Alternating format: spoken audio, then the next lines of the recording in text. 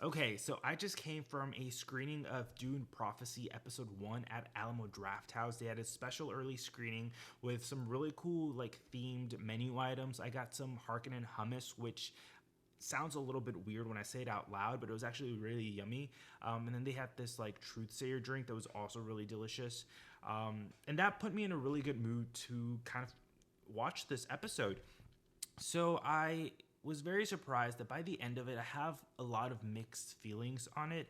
I like the way it ended, and it left enough of me wants to continue this show that I probably will.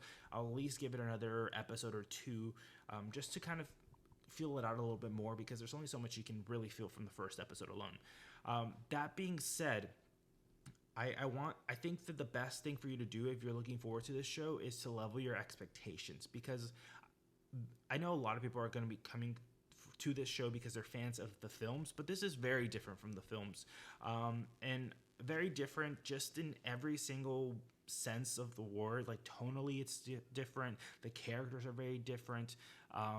The framing is very different. I think the movies are a lot quieter, a lot more subtle, more intellectual.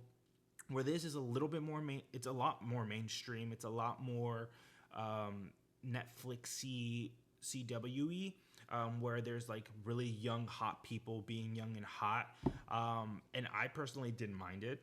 But if you're like a fan of the movies, you probably won't love that.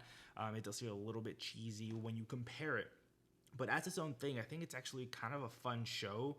And once I was able to like recognize that this was going to be nothing like the show, like the movie, except for it visually, then I was able to kind of understand the show a little bit better and like it a lot more.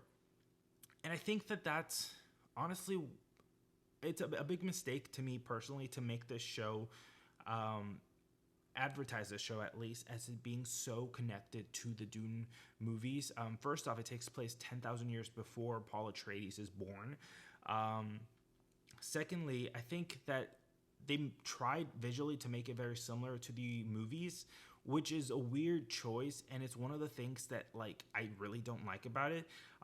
Because yes, sure, it looks beautiful, but then again, how has not much changed in 10,000 years when it comes to the way that, certain planets, certain people dress and look, and like that just doesn't make sense to me. I mean, look back at human history.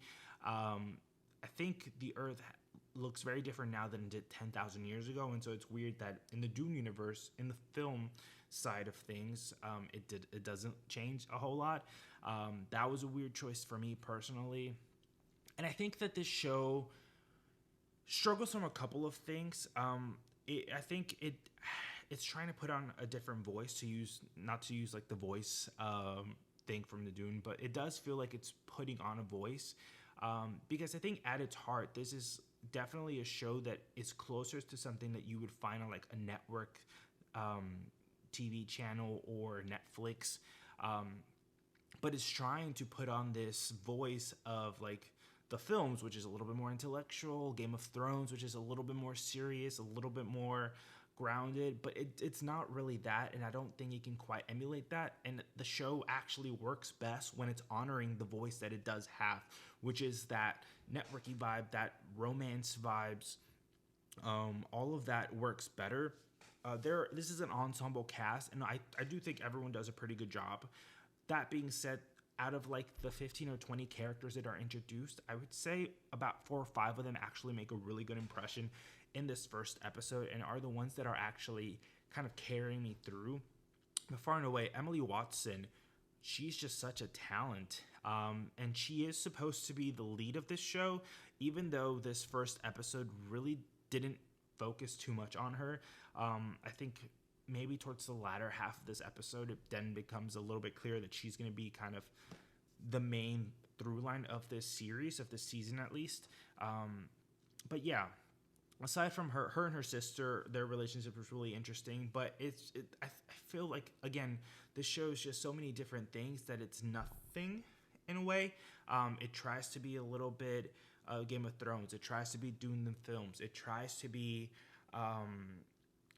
like CW, like Gossip Girl, Scandal vibes, and it's none of it really meshes well in this first episode.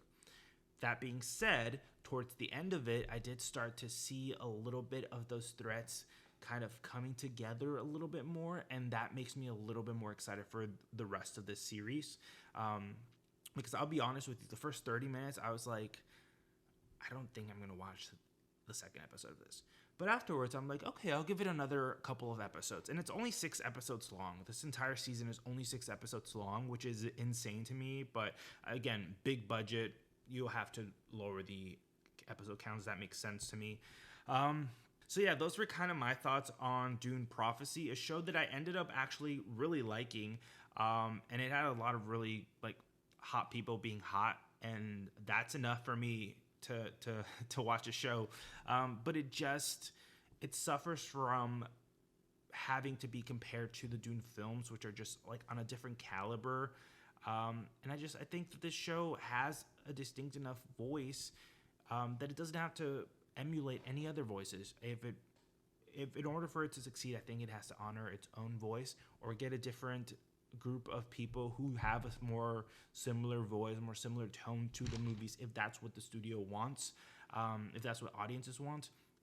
But yeah, mixed feelings on the show overall, but excited to see more, which is good. I think that's a win for this first episode.